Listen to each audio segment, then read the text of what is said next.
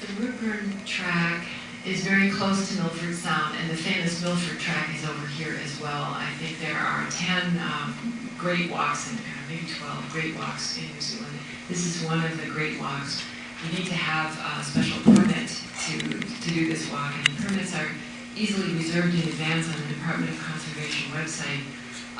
And you pick which huts you want to stay at and reserve them in advance, so you don't have to worry about having a place to stay. We didn't have a lot of lead time before we reserved our hike, but obviously the longer you have in advance to make reservations better. The other big hike is the Milford Track. And the difference is the Routeburn Track is something you just kind of go and do yourself. And the Milford Track is something you do with a prearranged group, and they cook really good meals for you, and it costs a lot of money. And the Routeburn Track is pretty much you just bring your own food, and it's more or less very little charge other than a minor hut fee. I think you might be able to do the Milford Track on your own too. The Routeburn Track is a point-to-point. You can see it in the red here. And you can arrange transportation back from the other side.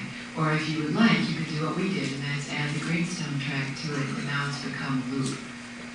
The Greenstone and the Caples Track can also be done as a loop. Caples is sort of a high, more demanding hike, and the Greenstone is a lower, flatter hike along the Greenstone River, which is very beautiful.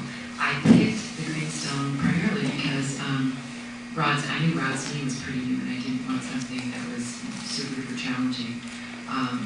The Caples is the higher elevation option if you turn it into a loop. And then you get to hop on a boat and take a boat back to your starting place, which for us is Glenorchy. You can do the hike by coming out of Queenstown, or you can stay in Glenorchy, or you can take a long drive and start up on this side. There are many, many different options to doing the Routeburn Track. This is a little more detailed view of the Routeburn Track itself. We started up here, staying initially in the Routeburn. We stayed the first night in the Routeburn Falls hut, and then we hiked over to Harris Saddle, which is the high point and the hardest day of the track. And then we came down here and stayed in Mackenzie Hut, and then down here to the first hut on the Greenstone Track. Did you mention the Howden Hut? And the Howden Hut, and then the Greenstone Track. And this is the Glenorchy General Store. Glenorchy is a very small town, and the only reason it really exists is for outdoorsy people do outdoorsy things. There's a lot of treks that start out there. And we elected to stay there because they have temporary overnight places to stay, and then they have a little, you can leave your car there in a protected area, and they have a little shuttle that will take you to the trailhead. And they have this little general store where you can buy things that you need. They have a place that you can cook your dinner and showers, etc. It was all very comfortable. There's a little shuttle bus that took us to the trailhead the next morning. This is actually not a storage shed. That's where we spent the night. We have a lot of different accommodations there, and this was our own little private room. We had bunk beds. I think, Jesse, if I remember right, there was room for 4 people in there. Well, there were beds for 4 people in there. And all we were doing was spending the night so we could start early morning and night. Other than having the beds, there was really no extra room. I called it the cracker box. And there was no water, no toilet. Those things were nearby. This is just an example of the elevation change on the hike. You can see that Harris Saddle is the high point of the hike, and so you're going up pretty much those first couple of days, and then the rest of it is kind of down. My pack was very light because, for one thing, you don't have to bring a tent along, and your sleeping bag is minimal, and they provided stoves in at least some of the huts. And by the way, we're wearing 2 layers of this is the beginning of the trail, and as we started, I remember very vividly some of my thoughts in the first 10 minutes of that trail was, this is quite possibly the most beautiful trail I've been on in my life, and that I kept that thought the whole time. It was gorgeous.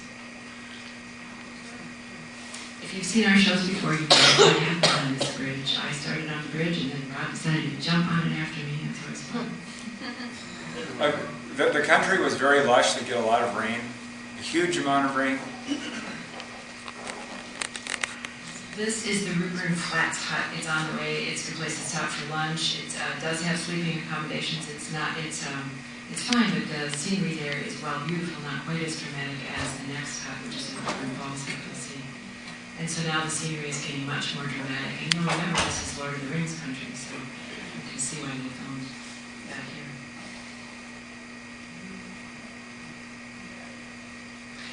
This is a permitted trail, so the number of permits is limited, so you won't see any more people than they get permits out for, which is not a lot.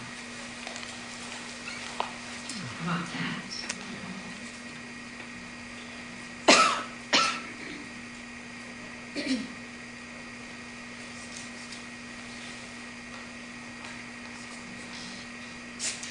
That this is an accurate depiction of the color of the water, which is beautiful. I was hassled a little bit because I only had 2 months left before my passport expired, and which gave me an extra month to deal with, but they wanted 6 months left on your passport. But they still let me in.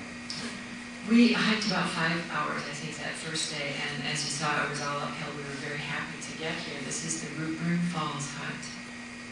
I guess this is the front door, but really it's kind of the back door, because here's what's on the other side. Oh, wow. I think this, in my opinion, was the most scenic hut, the most scenic spot on our trip. This is the view again from that deck out the back. Here's kind of the sleeping accommodations. They have a couple of, a number of hallways and little bunk rooms built in them. This was our little room. And the kitchen, the communal kitchen, and if you'll see, they provide stoves and water, and then you bring your own, I don't know if this is that something, you bring your own cooking utensils, you bring everything, you bring all of your scrubbies and soap and everything. You just don't need to bring water or gas. They have gas cooking. And then you get to meet all kinds of interesting people in the hut. Of course, they're from everywhere around the world, and they all have very interesting stories. The people that run the huts tell you that you might want to purify the water, but they don't bother to. There's a little advertisement for Lee Child, but yeah, it's quite comfortable to rest up at the end of the day. This is actually right up, that's the hut roof right there. You can see, so we took a little hike up behind the hut. Look at that incredible view. And it is supposed to rain there a fair amount, but we certainly have had beautiful weather. But if you're going to go, be sure you bring good rain gear, because this is, as you see, much more lush and much more rain falls on this area. That's, I think, up behind